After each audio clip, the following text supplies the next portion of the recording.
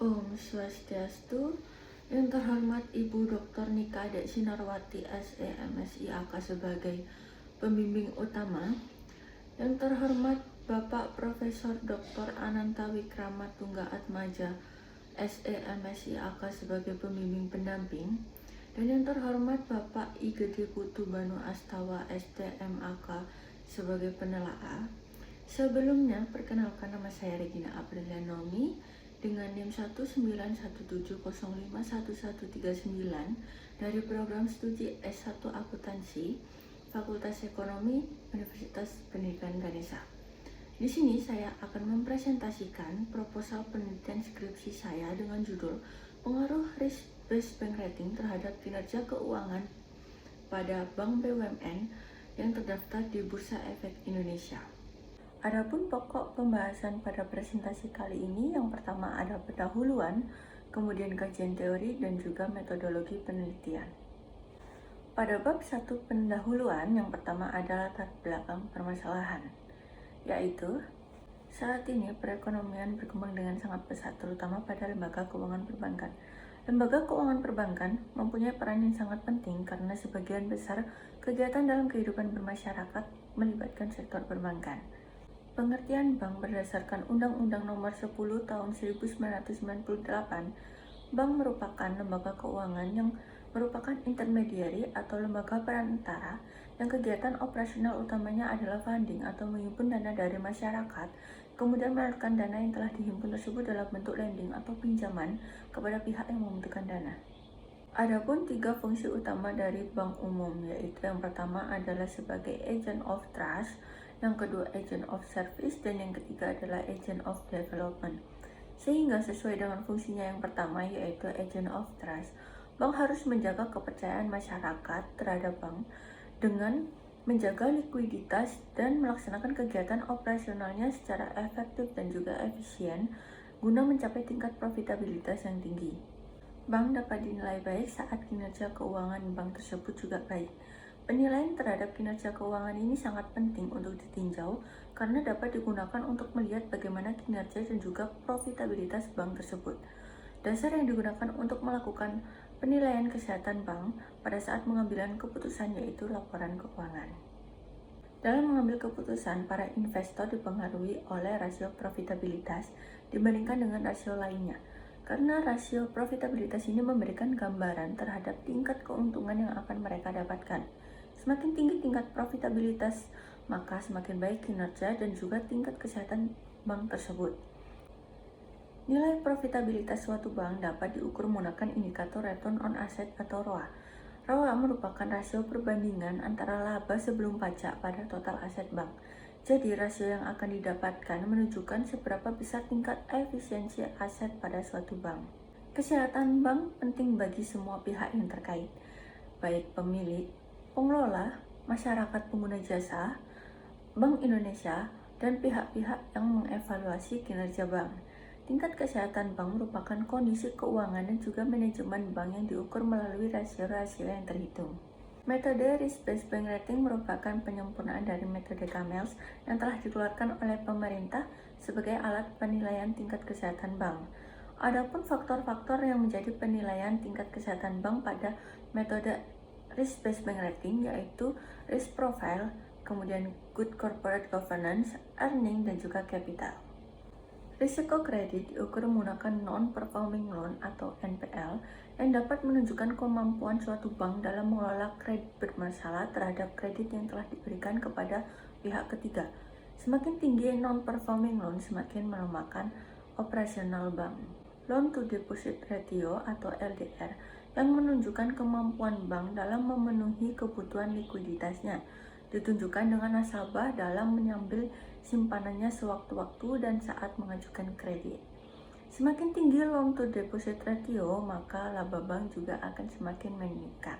Penilaian earnings menggunakan net interest margin atau NIM yang digunakan untuk mengukur kemampuan aktiva produktif dalam menghasilkan laba perusahaan. Semakin besar rasio NIM, maka semakin meningkatnya pendapatan bunga dan kinerja keuangan juga akan meningkat. Begitu pula sebaliknya. Penilaian faktor capital diukur dengan menggunakan Capital Adequacy Ratio atau CAR yang digunakan untuk mengukur kemampuan bank dalam penyediaan modal minimum dalam mengelola aktiva bank.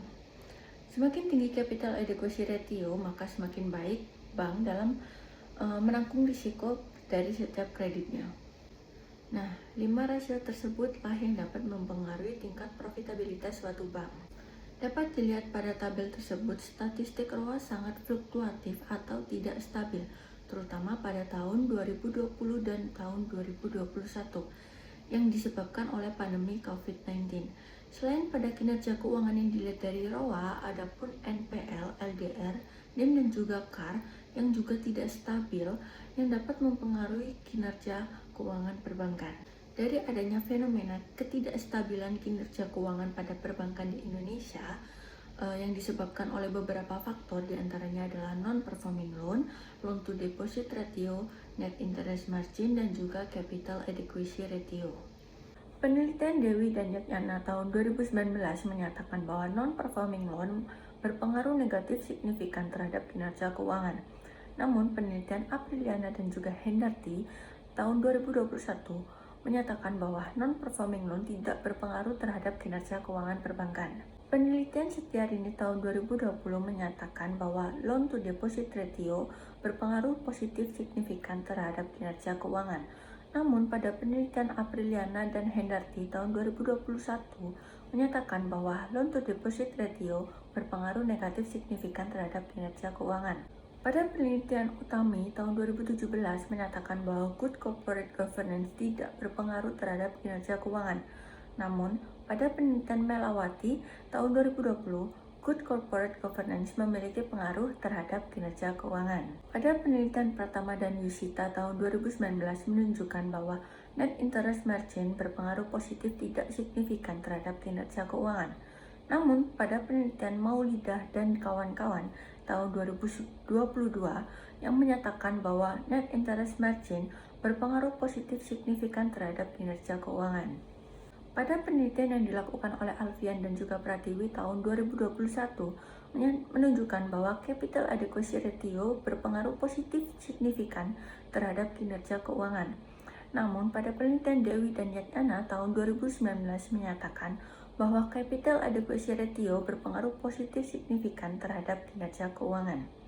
Penelitian ini penting untuk dilakukan karena dari research fenomena dan juga penelitian terdahulu tentang NPL, LDR, GCG, NIM, CAR dan juga ROA masih menunjukkan tidak konsistenan, sehingga saya mengambil judul penelitian ini.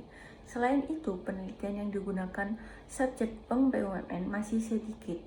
Nah, dari latar belakang tersebut, maka dapat diidentifikasi masalah yang ada, yaitu yang pertama, perusahaan perbankan harus mampu menjaga tingkat kesehatan agar bank mampu melakukan kegiatan operasionalnya secara normal dan menjalankan kewajibannya dengan baik sesuai dengan peraturan yang ada. Kemudian yang kedua adalah praktik-praktik perbankan yang tidak sehat dan pengelolaan kinerja bank yang dapat menimbulkan dampak kepada masyarakat sebagai pengguna jasa, sehingga dapat menimbulkan ketidakkepercayaan masyarakat atas sektor perbankan. Kemudian yang ketiga adalah perusahaan perbankan harus lebih memperhatikan kinerja keuangannya dengan memperhatikan risk-based bank rating guna meningkatkan laba dan kinerja yang lebih baik. Pada penelitian ini, peneliti membatasi permasalahan yang akan diteliti agar tidak keluar dari permasalahan yang ada. Di antaranya adalah yang pertama, data risk-based bank rating untuk mengukur tingkat kesehatan bank didapat dari laporan keuangan bank BUMN yang terdaftar di Bursa Efek Indonesia pada tahun 2013 hingga 2022. Indikator yang digunakan adalah non-performing loan, good corporate governance, net interest margin, capital adequacy ratio, dan loan to deposit ratio.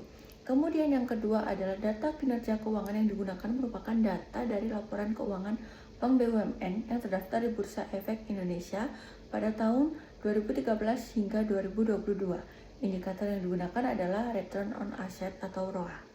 Sehingga rumusan masalah yang ada pada penelitian ini adalah yang pertama, apakah non-performing loan berpengaruh terhadap return on asset? Kemudian yang kedua adalah apakah loan to deposit ratio berpengaruh terhadap return on asset. Kemudian yang ketiga adalah apakah good corporate governance berpengaruh terhadap return on asset. Kemudian yang keempat adalah apakah net interest margin berpengaruh terhadap return on asset. Kemudian yang terakhir dan yang kelima adalah apakah capital adequacy ratio berpengaruh terhadap return on asset. Tujuan dari penelitian ini adalah untuk mengetahui pengaruh non-performing loan, loan to deposit ratio, good corporate governance, net interest margin, dan capital adequacy ratio terhadap return on asset. Selanjutnya adalah bab 2, yaitu kajian teori. Grand teori yang digunakan dalam penelitian ini adalah agency theory dan institutional theory. Agency teori dikembangkan oleh Michael C. Johnson dan William H. McLean pada tahun 1976 yang menyatakan bahwa teori ini ada ketika satu atau lebih individu prinsipal menggaji individu lain atau agent yang bertindak di atas namanya dalam mendelegasikan tanggung jawab dalam membuat keputusan kepada agent atau karyawannya sesuai dengan kontrak kerja yang telah disepakati. Dalam penelitian ini, prinsip utama dari teori keajenan ini menyatakan bahwa adanya hubungan antara pihak yang memberikan wewenang atau nasabah bank dengan pihak yang menerima wewenang, yaitu manajemen perbankan. Agensi teori berhubungan dengan kinerja bank karena tujuan dan kinerja suatu perusahaan perbankan tidak lepas dari peran manajemen bank. Institusional teori menjelaskan mengenai mekanisme suatu organisasi yang melakukan kegiatan operasionalnya sesuai dengan nilai sosial dan juga budaya yang ada, serta dipengaruhi oleh tekanan baik dari eksternal maupun internal. Penelitian ini menggunakan teori institusional dikarenakan bank mempunyai ketentuan yang berlaku dari Bank Indonesia. Peraturan Bank Indonesia nomor 13/1/PBI/2011, yaitu bank wajib melakukan penilaian tingkat kesehatan bank secara individual menggunakan metode risk-based bank rating. Nah, dalam memenuhi ketentuan Bank Indonesia, maka bank harus menggunakan metode risk-based bank rating yang diharapkan hasilnya baik. Jika kesehatan bank baik, maka kinerja keuangan bank juga akan meningkat. Adapun secondary teori yang digunakan dalam penelitian ini, yang pertama adalah bank, kemudian risk-based bank rating, dan juga kinerja keuangan. Adapun kerangka pikiran pada penelitian ini yaitu pada variabel X1 hingga X5 berpengaruh secara parsial terhadap Y. Adapun hipotesis penelitian pada penelitian ini yaitu H1, non-performing loan berpengaruh negatif terhadap return on asset. Kemudian H2, loan to deposit ratio berpengaruh positif terhadap return on asset. Kemudian H3 adalah good corporate governance berpengaruh negatif terhadap return on asset. Kemudian H4, net interest margin berpengaruh positif terhadap return on asset. Kemudian H5 adalah capital adequacy ratio berpengaruh positif terhadap return on asset. Selanjutnya adalah bab 3, yaitu metodologi penelitian. Yang pertama adalah populasi dan sampel. Objek penelitian ini adalah Bank BUMN yang terdaftar di Bursa Efek Indonesia tahun periode 2013 hingga 2022. Populasi penelitian ini adalah semua bank BUMN yang telah terdaftar di Bursa Efek Indonesia pada tahun 2013 hingga 2022, yaitu sebanyak 4 bank. Sampel penelitian ini diambil dengan menggunakan purposive sampling, yaitu berdasarkan kriteria tertentu sehingga didapatkan sampel dengan jumlah 4 bank milik BUMN, kemudian dikalikan dengan 10 tahun periode penelitian sehingga didapatkan 40 sampel penelitian. Jenis data yang digunakan adalah data sekunder yang bersumber dari buku dan jurnal yang berhubungan dengan penelitian ini. Kemudian selain itu sumber data sekunder ini juga didapatkan dari laporan keuangan Bank BUMN yang terdaftar di Bursa Efek Indonesia tahun 2013 hingga 2022 melalui website www.idx.co.id dan juga website masing-masing bank. Berikutnya ada tabel operasional variabel. Variabel yang pertama adalah kinerja keuangan yang indikatornya diwakilkan oleh return on asset dalam skala rasio. Kemudian yang kedua adalah risk profile yang indikatornya diwakilkan oleh dua risiko, yaitu risiko kredit dan juga risiko likuiditas. Yang indikatornya adalah non-performing loan dan juga loan to deposit ratio, skalanya adalah rasio. Kemudian yang ketiga adalah good corporate governance, yang indikatornya adalah peringkat komposit GCG.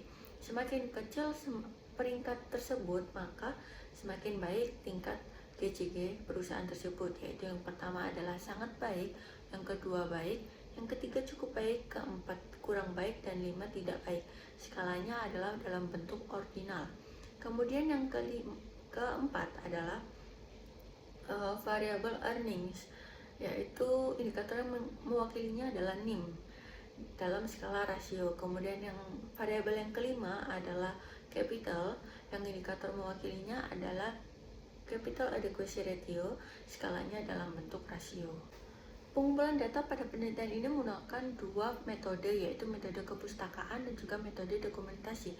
Teknik analisis data yang digunakan adalah analisis statistik deskriptif, kemudian uji asumsi klasik yang terdiri dari 4 bagian, yaitu uji normalitas, uji multikolinearitas, uji heteroskedastisitas, dan uji autokorelasi. Kemudian yang ketiga adalah uji hipotesis yang terdiri dari 3 bagian, yaitu analisis regresi linear berganda, kemudian uji T atau uji parsial, dan uji koefisien determinasi atau R2. Baik, sekian yang dapat saya sampaikan mengenai proposal penelitian skripsi saya. Mohon maaf apabila terdapat salah-salah kata, dan saya tutup dengan Paramasanti. Om Santi Santi Santi Om. Terima kasih. Wassalamualaikum warahmatullahi wabarakatuh.